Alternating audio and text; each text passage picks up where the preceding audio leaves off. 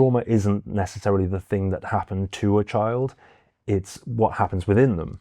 And what happens within you is massively influenced by the relationships that you have around you.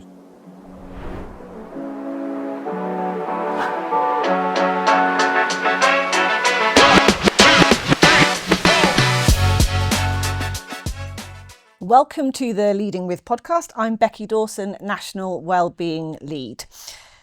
Today we have Gareth K Thomas. He's an author, trainer and consultant specialising in helping adults understand children with trauma. Thank you so much for coming today, Gareth. Really appreciate having you here. I'm really looking forward to hearing more about your work. And I wanted to start with asking you how you started in travel. How did you go from working in travel to working with children with trauma? Yeah, thanks, Becky. Thank you for having me. Yeah, a bit of a sort of a career change. So I previously co-founded and ran a travel company for 10 years. And really the point that I trace it back to is the Olympics. So like many people, I watched the Olympics, London Olympics in 2012. And when it was over, I kind of wasn't sure what I would do with all of my suddenly found free time. And the story on the news and on the radio was really about the volunteers from the Olympics. And I kind of thought, yeah, I could do something like that. I could, I'm just working all the time at the moment. I'll volunteer. And on the radio was someone talking about the UK Scout Association, how they were desperate for volunteers. So I started doing that. And quite quickly I realised that I really loved working with children, that it was something that seemed to be really missing from my life. And that then somehow led to me becoming a foster parent in 2017. And that was a real sort of sudden change. So I went from having no children to suddenly having three overnight. And those three kids are with me today and kind of doing really well. And really for me, what happened was that the kids arrived, I absolutely adored them, I wanted to do everything for them, get everything right, but I was getting it wrong a lot. I didn't know what I was doing. Sometimes things would work, but I wouldn't know why. Sometimes things would go wrong and I wouldn't know why. And so I set out on a mission to understand my children and to understand how their trauma had affected them. And now I do what I can to share that knowledge with other people. So helping other adults to understand what those changes are, what those things are that they can do. Absolutely, yeah. So some of it requires like a little bit of knowledge, and then a lot of it falls into place. Then there can be additionally complex behaviour that just needs a bit of extra work or ongoing support. It's really hard to support children with early life trauma. I have lived that. I really understand that. I know that, and so I know that it takes a lot of help and support to keep people going, and that's what I aim to do. Brilliant. So trauma informed as a term is something that lots of educators will have heard. Some people listening will be working in trauma informed schools. But beyond the buzz, what are the practical steps that schools and trusts can take to be trauma informed? Yeah. I mean, I really think that 10 years ago when sort of I started out, not many people knew the phrase trauma, or certainly not trauma informed. Now it feels like everyone knows the phrase, but not everyone knows the meaning behind that. And so really what I would say in terms of practical steps, relationships are really crucial. And there's different ways of saying that and different ways of making that important and proving that relationships are solid and strengthening those relationships. But ultimately that's what we're talking about. So for a lot of children, certainly those that come into the care system, children that have experienced early life trauma, really at the core of that is that something's happened relationally. And trauma isn't necessarily the thing that happened to a child, it's what happens within them. And what happens within you is massively influenced by the relationships that you have around you. So I always think about it this way, two children that are walking in through the school gates in the morning, they could have both been at the same really horrendous incident. Something terrible's gone wrong. They've both been at that same incident. And even if everything that came before that, in terms of where they lived and their family household income and all of these other factors are the same, actually, if they've not got those safe, secure relationships so that they've been able to process what's happened to them, to have that safety that they can go back to, that secure, safe base, then, it doesn't really matter too much. That's going to be such a huge influence, and that's going to affect how they sort of process that trauma. And that, I think that's quite often missed. And so then if we say that actually, let's imagine a child that comes into the care system, they have not had a healthy, secure relationship early on. At the very least, it's now been severed. Whatever was there has been severed. So they're not working from that secure base. They're coming into school without that secure base back at home. Okay, there are people probably there trying to work on that and improve that, but actually they're not operating from the same place that other children are that sat in the room with them.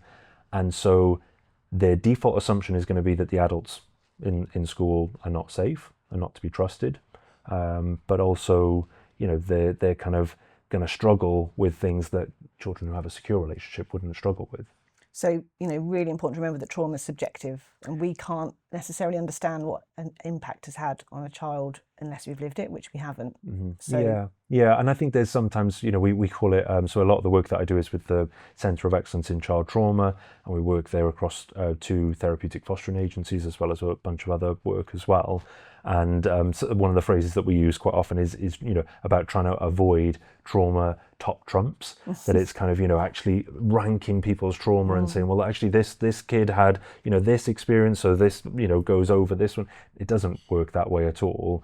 And actually, it's up to each individual to decide, how much something has affected them, and looking at their own behaviours and how that presents. It's not something that we can kind of, I know that there's the ACEs studies which have done some really good work to kind of show this link between adverse experiences that happen in childhood and go all the way up then through to kind of, that outcomes for adult. And it's, as we might expect, quite horrendous, the health outcomes, the other factors. And that's good, that's useful research, but where it's kind of misinterpreted is to say, oh, well, if you have a score of 8, then you're going to be worse off than someone with a score of 7, and so this person needs this much support and this person needs less support.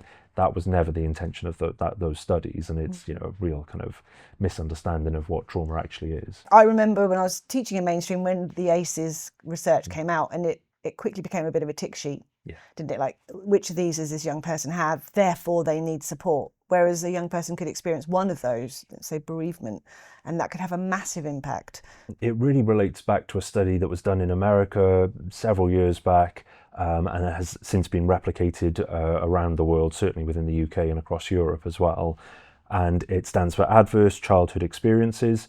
And the idea was really, it's sort of this person, a couple of people working in a health clinic, having people come in, and just one day they decided to ask a question to one of their patients and say, I know you've got this sort of issue with your breathing, or you've got arthritis, or you've got, whatever it is that they were presenting with.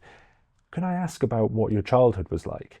And they said, they couldn't remember where this question had come from, but it was just something that had been on their mind. They asked the question, and the person said, oh, well, it was actually quite bad, and this is what happened. And I said, oh, right, okay, and so then they thought they'd ask the next patient and the next patient and the next patient. And quite quickly, they started to realize that so many of the people that were presenting to them as adults had adverse childhood experiences. And this was the start of the study. And it basically, the outcome of all of the studies has shown that if you have adverse childhood experiences throughout your childhood, during your childhood, then in later life, you are much more likely to have negative health outcomes. It's the way we use that knowledge. It's really important to understand it, but not to assume that there's a system that comes with it that gives us the answers. I think that's exactly it. And ACEs is a really good example of, when I speak to schools, ACEs is one of those phrases that's been kind of picked up and run with, and that's great, and it's nice that we've got some of that language in place in schools and that there's some shared language there, but we also need the shared understanding that sort of lives beneath that. And I don't think that's quite there. I think that the phrase, just like with trauma informed, it's been picked up. It might be on a certificate on the wall. It might be, something that's kind of written into emails. I see this with a lot of schools where they'll kind of say, yes, we understand that this child has ACEs. We understand that there is a need for a trauma informed approach. and then they go on to show no understanding of that child's early life experience and actually suggest working in a way that is very much not trauma informed. So really, okay, the shared language is useful, but I would really like for us to be aiming to have a shared understanding so that we all say, yeah, this is what trauma is. And actually a lot of the time at the moment we're saying what trauma isn't. There's a phrase that I use a lot when I'm delivering training that, your drive to work might have been awful, but it probably wasn't traumatic. It probably hasn't left an ongoing imprint. For me, when I talk about trauma, I am talking about a moment, which can be over an extended period of time, but a moment in a person's life where they thought that their life was in danger, that they actually thought that they might die. For a lot of children that have early life trauma, we are talking about that over a long period of time. So they are spending weeks and months and potentially years fighting for their own survival. And that's what I mean when I talk about trauma. Absolutely. They're almost like carrying that in a bag as they walk through the school gates, as you talked about earlier. If there are these negative, adverse childhood experiences throughout a person's, early years, we can do something that counterbalances those negatives and reduce the negative impact later in life. Yeah. So as a parent of children who have experienced ACEs, what do you think are the main challenges for them in a school environment? Yeah. So, I would say the biggest challenge comes from a root, which is that children with early life trauma quite often do not feel safe. So they have been fighting for their own survival, and that has kept them alive. And if they hadn't have done that, if their body hadn't have protected them in that way, then they may not be here today. So it's no good for us as adults now to say, it's okay, you're safe now, you don't need to be, fighting for your own survival anymore. They're not just going to be able to switch that off. It's an autonomic response. It is something that is happening without their conscious awareness. And they will keep fighting to stay alive, even though we can all look on and think, yeah, actually, that you're now safe. So bearing that in mind, we've got children that are going into an education setting. They believe, quite rightly, that they are fighting for their own survival. We as the adults are looking on thinking, yeah, but you are safe now. You're perfectly safe, and there is this mismatch. I would say that I've talked already about the relational approach, but relationships are absolutely at the core of everything. So we can talk about the tips and the tricks and the strategies and all the other approaches. Everything will link back to relationships, building those relationships, protecting those relationships between the young people and the adults. So, yeah, tell me more about a relational approach. What does that look like? How does someone develop a relational approach? Yeah, so I'll start by saying what it isn't, and that is something which I quite often see dismissed, trauma-informed therapeutic approaches, in particular within education, being dismissed as, okay, here's our behaviour policy, but because we've all agreed that you have early life trauma, we won't apply this to you. And if you do something that, let's be honest, is really, absolutely horrendous, someone's got physically hurt, you're at risk of being physically hurt, a list of, the most horrendous behaviours that we can imagine, that we're going to say, okay, we won't apply the policy, we'll just go and have a hot chocolate, and I'll give you some extra marshmallows, and we'll have a chat, and then you can go back to your lesson. And that's, nobody with the right mind would say that that's a trauma-informed therapeutic approach. It just isn't. What we are saying is that actually, if you look at the way most schools work, it's very difficult for our kids. They go into school, they do not trust adults for very good reason, and they want to kind of engage in their lessons, they want to be in the same classrooms as their peers, all of these other things. And it's very difficult for them to do that. So they struggle to regulate their own emotions. They might be triggered by a variety of different things that sort of elicits this autonomic response, and the behavior presents then. So how do we kind of handle that? Well, we have to do it in a way that reinforces the safety of that relationship. And the approach of a lot of schools still today is to issue punishments.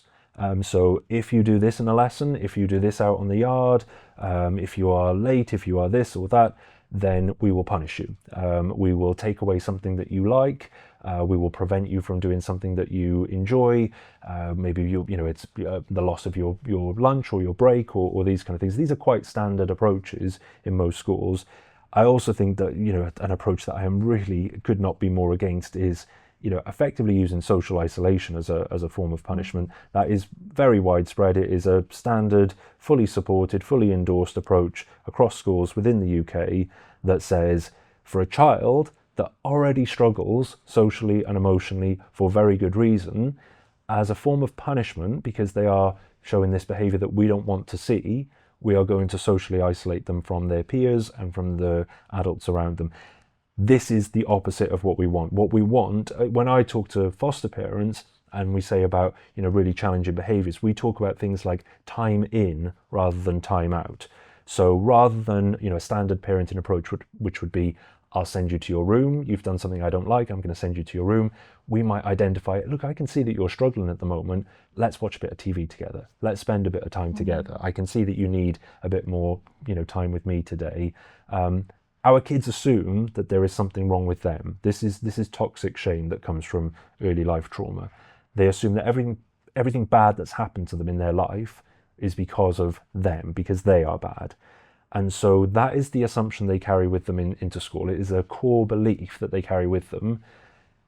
The adults in school can either support that belief, subtly, I'm sure nobody intends to do that, but subtly reinforce that, or we can chip away at it bit by bit and prove to them that actually, no, there is nothing wrong with you. We can separate out behaviour from the person. Our kids cannot do that themselves. We need to do it for them.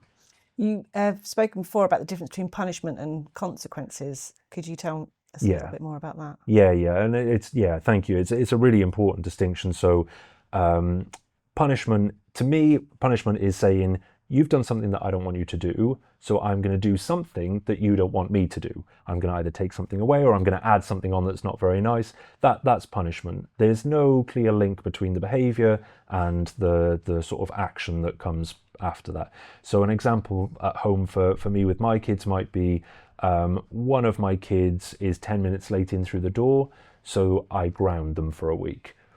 Why is it a week? Why is it 7 days and not 10? Why is it not a month? If they were 20 minutes late, would it have been longer? Would it have been shorter? There's no logic really to it. Consequences are, the easiest way to start with that is natural consequences. So if I've got a mobile phone and I smash the phone up, I now don't have a working mobile phone. Our kids don't always need someone to add on consequences. They need help with seeing that there's a link between their action and the consequence of that action. There are biological reasons for that. So we know that our children, early life trauma causes an impairment in the prefrontal cortex. It's not as developed as we would expect for that sort of chronological age for each child. And really what's happening there then is a lack of cause and effect thinking. That's something that develops in children that, actually, if I throw this glass across the room, it's probably going to smash. Our kids don't always have that thought process, so they need help with making those connections. Punishment causes harm with that process because it's not logical. There is no connection. Whereas, natural consequences, we're helping kids to see, you've done this, this is the outcome, so that's the link.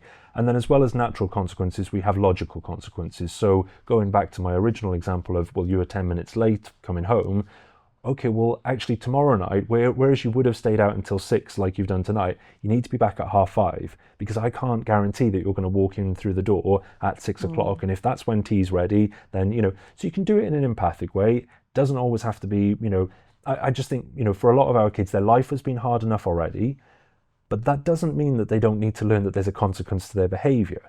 So we're trying to do that in a way where they actually hear it, where they actually feel it. I mean, I still honestly feel that, I say this to my kids, that one of the painful things about early life trauma is that it means children have to learn all of their lessons the hard way because they don't trust adults. Whereas a child that has grown up thinking, my model of the world is that adults can be trusted, that when an adult says to them, okay, not always, but when an adult says to them, actually, you're going to get sunburn today, so you should put sun cream on, they'll probably think, I'll listen to them. That's, a good idea. For children that have grown up not trusting adults, they don't have that belief. And so they'll learn the lesson by getting sunburnt, unfortunately. And as the adult then, we describe it as kind of therapeutically reparenting children. as the adult then, your job is not to pile on the shame and to add on the punishment and say, well, you got sunburned, so that means you're not allowed to go out over the summer without me being there, or, whatever. No, actually, we're helping them to see, look, this is the advice I gave you. This was the outcome of not putting sun cream on, that's enough. So I can almost hear people shouting at whichever device they're listening to this, saying, this is all very well, Gareth, for you and 3 children, but how do I do this with 1,500 children in a school? What does this look like on a whole school level? And there's no easy answer to that, but what do you think? Yeah, and it is really tough. I mean, I want to start with that. I mean, I think I work with schools enough to know that there is not enough money, there is not enough time. In particular, I'm always drawn to TAs. So a lot of the work that we do is with TAs because they are working most directly with children, and they also work with them in particular, thinking of secondary school, they will go quite often from lesson to lesson, or they might be across multiple lessons with a child. So they tend to know them very, very well. They have to be quite skilled in terms of the approach that they take. Their level of understanding that we expect from TAs is really quite high, and we pay them appallingly, really, really awfully.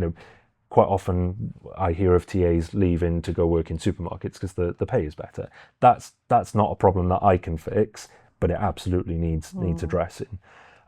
What I would also say is that even when I'm talking to other foster parents or adoptive parents, kinship carers, I'm trying to give some examples of strategies that I use, and I'm trying to explain the underlying theory. But I'm not always trying to be prescriptive, because my home is not the same as everyone else's home. And so really what I want them to do is to take their home environment, what works for them, their children, because each child will be very different as well, and their authentic personality, and mix all of that up to use an approach that would work quite well. Having said that, we do also have, Centre of Excellence have a book, which is the A to Z of trauma-informed teaching. So we've got an A to Z of therapeutic parenting, which has been out for a while, and we kept hearing from people saying, well, okay, this works at home, but how can it work in a school environment? It's mostly aimed, this version of the book is aimed at primary schools, but the caveat that I would give with that is that most of our children, so if you've got a 12, 13, 14-year-old who's now in secondary school, if they've experienced early life trauma, they are probably operating at a much younger emotional developmental level. And so actually the strategies, a lot of them will still work, albeit they may require adaptation because the environment is so much bigger, and there are additional complications. The thing that stands out for me with secondary schools is that if we're saying our children do not trust adults, and it's hard for them to build relationships and maintain those relationships with adults, we then put them in an environment where they have an adult for 1 hour, then they go to a different adult, then it's a different adult, and suddenly they've got all of these faces to remember, all of these names to learn, all of these adults to assess whether is this person to be trusted or not. My default is that they're not, and I'm going to look for cues. So even though I appreciate this is something that's often shared, but when a child walks into a room, a teacher that doesn't make eye contact with them, who doesn't say good morning, who doesn't say, oh, how are you, how's things going, to most children it wouldn't make a difference.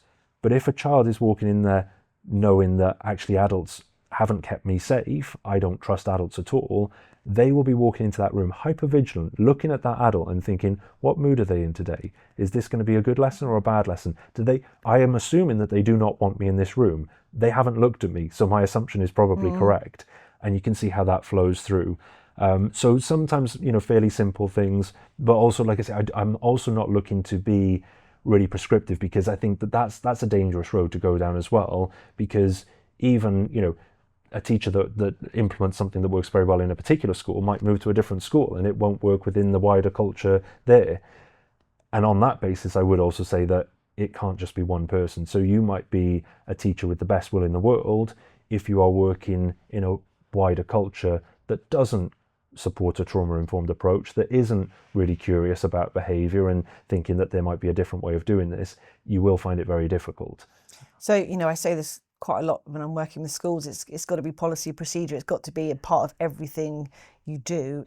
And it's a journey. It's a bit of a corny line, but it is that, isn't it? It's not a case. Some schools will do a day of trauma-informed training and think they've ticked that box, but actually it's ongoing. You're constantly reflecting and learning. Like you say, there's different things that will work for different settings and different people, and new staff will join, and those people have to understand what that looks like as well for them. And it is that constant process of learning and understanding rather than we've done that, we're trauma informed now. Yeah, absolutely. And I think Karen Treisman has done some really interesting work on this. So a few years ago, probably would have been a big fan of saying, let's make all schools trauma informed. Let's go for trauma informed organisations.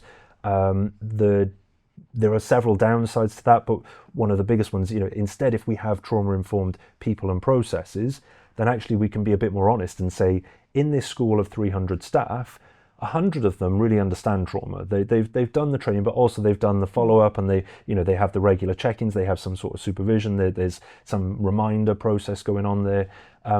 But they're backed up by the processes as well. They cannot do it. It's no good me going into a school and saying, okay, this is the approach I'm going to take, and then someone from a senior leadership team or someone above me coming in and saying, well, that's not the behaviour policy, this is the behaviour policy, and then this overrides. And I quite often see that mismatch with the work being done on the ground with children by people who know the children best, being overridden by people who are a bit more disconnected from the children, who are obviously have a huge amount of pressure on them from a different angle, and trying to make those two things match up. Yeah, it can make a huge difference who's at the top of that chain. The head teacher often is crucial, isn't it, in that process, and whether that will land well or not. Yeah, absolutely. And I think the culture of curiosity would probably be the biggest thing for me there, that actually there are a lot of schools that are doing things differently, but actually I would even argue that that's just a child development approach. That's one where we're saying, we've lost so much of that human connection in education, and in terms of, as someone, thinking that, I'm perhaps in a glass house throwing stones, I come from the world of social care, we have lost the human touch there.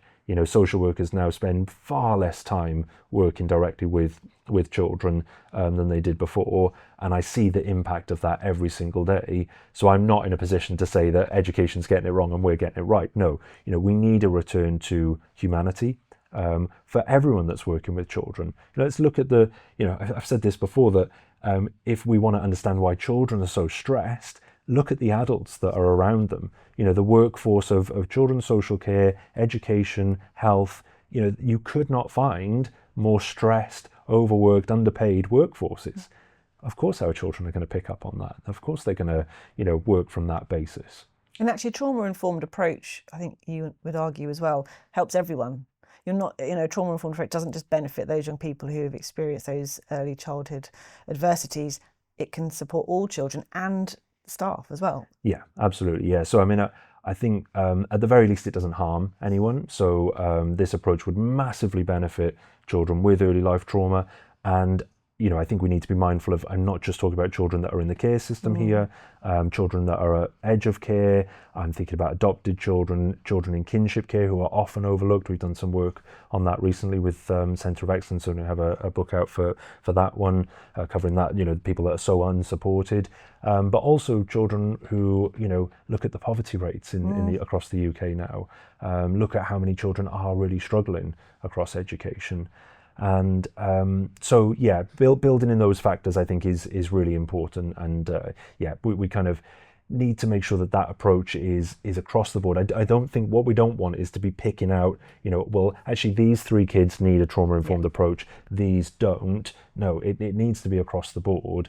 And in terms of it helping the adults, 100%, I'm not saying it's easy, I'm not saying it doesn't require a different approach, but I can tell you that as a single parent to 3 children with complex needs, 8 years after they came to live with me, I would not be advocating for an approach that made my life so much harder. At times it's been much harder. A standard parenting approach looks very, very tempting when you're, dealing with a list of, processes and sort of, things that are in place to ensure that your children are safe and stable and settled and all of those things, and you really fancy a day where you throw the rules out the window, but you know that your kids can't cope with that it's going to be, it's going to backfire for you and for them. Actually, it is harder at times, but long term, this is the way to do this. Absolutely. And I think it's really helpful to kind of go back to that, because again, I think people will be listening thinking, does trauma-informed mean letting people do what they want? And actually, what you've highlighted with your situation is actually there are lots of rules and boundaries and expectations, and that's what all children need. All young people benefit from that. So it's not about throwing out the rules. It's not about saying, do what you want. Yeah, no, I agree completely. And I think online in particular, there tends to be these imaginary camps that have been created. One I would describe as no rules, which would probably be the camp that some people would put me into, where it's kind of a trauma-informed therapeutic approach that's really dismissed as being no rules. That actually kids can do whatever they want, they can get away with it. That camp doesn't exist. There's no one that believes that. Certainly no one that I'm aware of. And actually quite the opposite.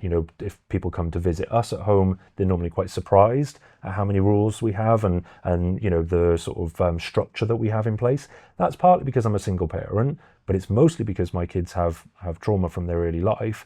And we're still doing this 8 years on. I still have a meal plan on the wall that says what we have for tea every night.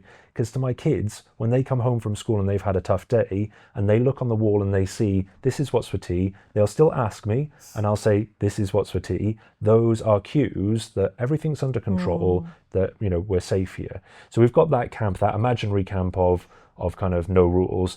And then we have this other imaginary camp, which is no excuses, which is kind of this make-believe idea of schools that say, here's our policy, here's what we expect of you in terms of behaviour, and there are no exceptions, we will come down really hard line on that.